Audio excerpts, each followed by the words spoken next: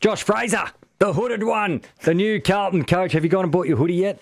No, I don't know. I don't think I have a hoodie yet. I might have to go out and get one. It's in such a big news day that this one kind of I just got swept under the carpet a little bit in many ways. But to be announced officially tomorrow by the looks of it after Carlton's just posted on Instagram a cryptic version that there's very cryptic. There's a coach being announced that's in a hoodie and it has his name pretty much on it. So, no, it's well deserved in many aspects because of what he was able to do with the footy club this year, and they've gone from a coach being moved on to playing in the wild card round, playing a really powerful brand of football that's really good to watch and definitely as a Carlton fan, I think there's a lot of people are loving the way they're playing their footy. So and to bring them to the record they are, to get them to where they are with the game to go as well. It's not like they've just snuck into it. It's been a crazy year for Blues fans, but a very well deserved appointment for Josh Fraser.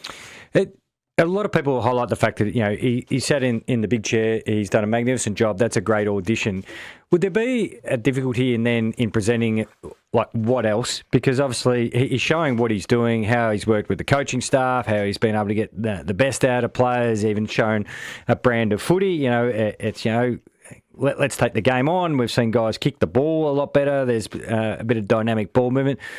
How difficult would it be for him then to go, but I also want to do this? Yeah, I think there's progressions on what, and we've spoken about this a little bit on this show for everyone that listens from week to week around Dean Solomon. Is that there's not too many levers you can pull in season without the practice of pre-season. So for Josh's example, he's been able to pull the right levers. He's been able to shift the game the way they've been playing pretty significantly for an interim coach during the year, but the reps of doing the things outside that, of anything that's a bit more complex than what he's pulled, you really have to wait for you've got the time and the time to educate, the time to run through it at training and train those parts. So I'm guaranteed he'd have an evolution of what the Blues are that he wants to work towards in the offseason. And to be honest, we saw a decent example of on the weekend. The Dogs outplayed Carlton on the weekend for pretty much the whole game. They were able to stop a lot of their ball movement. They really defended them well, forced them long down the line to the game that they didn't really want to play. And how they then progress off that's an evolution of Carlton's game moving forward. So in saying that, you watch them sharply. You're very astute in the analytics of the game.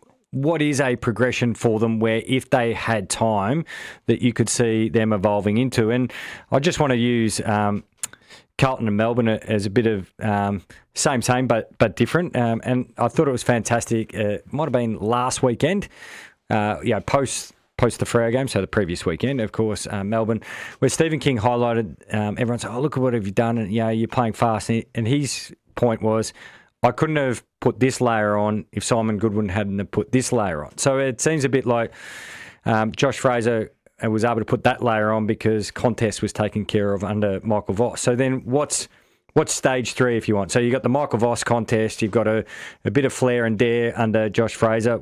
Let's call it stage 3 if you will. Yeah, well, the big shift probably of Voss to Fraser. Yes, the contest has always and will always be a strength of Carlton. That's just with the list that they have.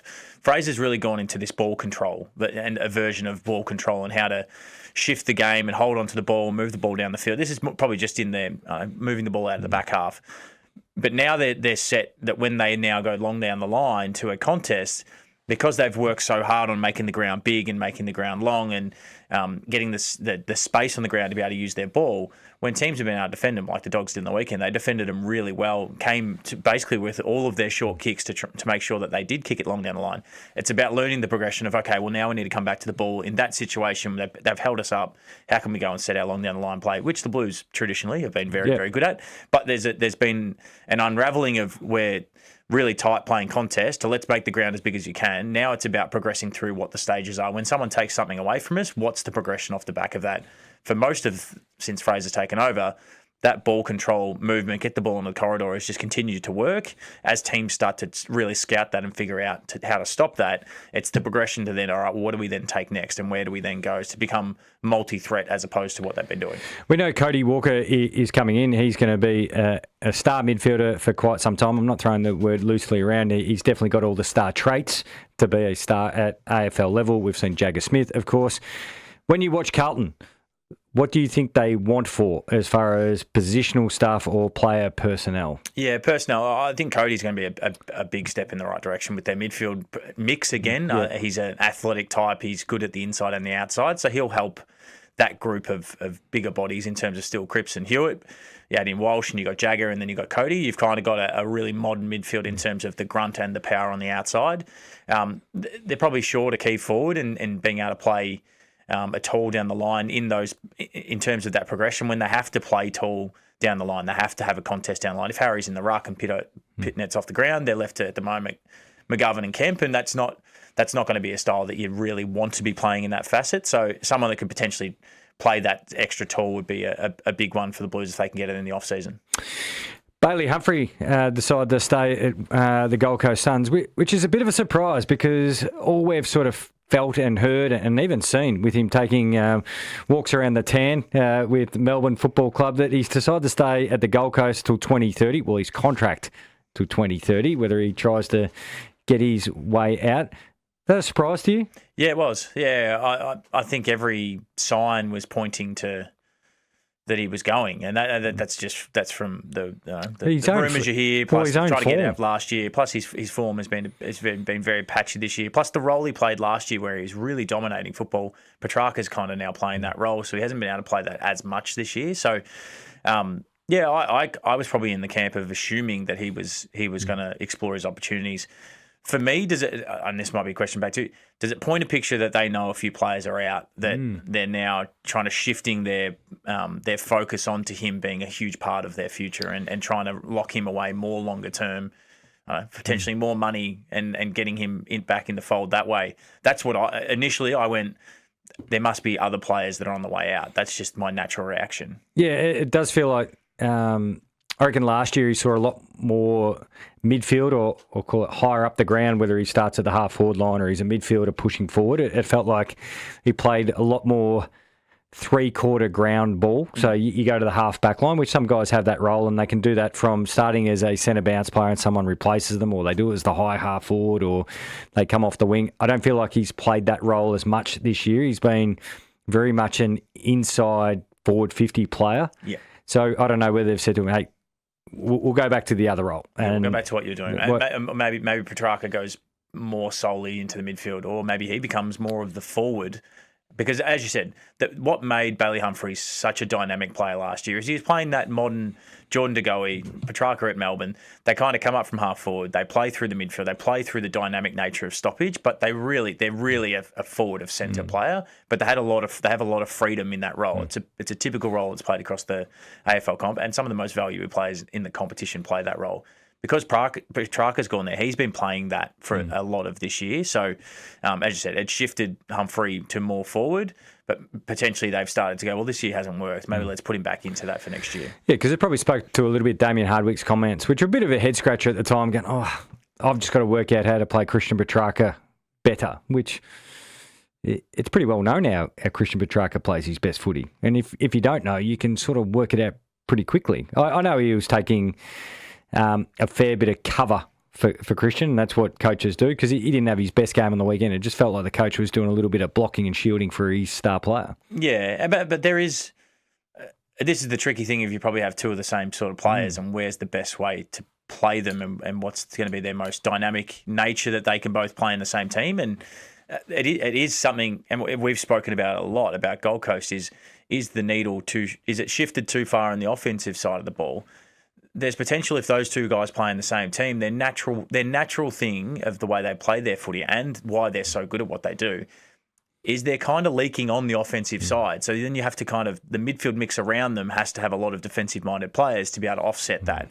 And that's the balance that comes in a team. If you play them both in, are you too offensive and not enough defensive threat? If you play one in, then one goes cold down the forward line. So this is the mix that Damien Hardwick is. That's what he's going through in his mind about his players is how can I get the right mix to get the brand and the style that we want to play without tipping it too far to the offense. Who does great work for us here on 3AW, of course, AFL.com, and he's got his podcast as well, Gettable, which he does with Riley Beveridge, reported that Essendon are going to wait until next week to announce their coaching appointment, which makes you scratch your head and go, why would you wait another week? It doesn't make a whole heap of sense to me for a number of reasons. The ability to have these conversations before the end of the season in terms of list management potentially. So now most of their list management decisions are going to start to be made after this week. So there's one part to it. Before the end of the season just makes sense in terms of selling some hope. So that doesn't happen. You'd want to get in front of some players because I'm telling you, by Tuesday or Wednesday, they are out of there. Yeah, and even trying to kind of been out of there for the last 12 weeks. But even trying to get other players to your club in terms of getting in front of them to be able to maybe get some free agents and some help into the footy club for next year. It's just closing the door. A lot of players are making decisions about that now. Assistant coaches, football department staff. Yeah, it doesn't make a whole heap of sense to me why they've taken as long as they have. But I'm not in charge of the footy club, so who knows? I don't know the reason. I'll give them some credit. They have been airtight.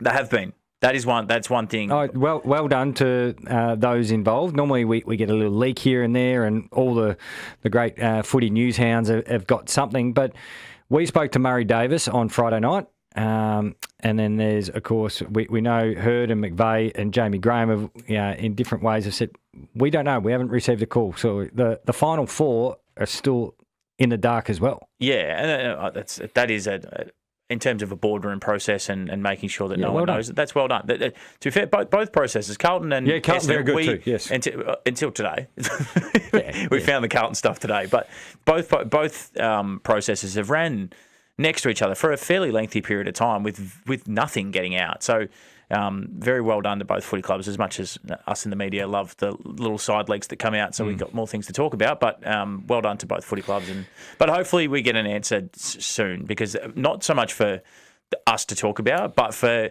the amount of work that needs to go in before trade, free agency, all of that. It's giving less time and less lead in for the coach that comes in to be able to do anything about it.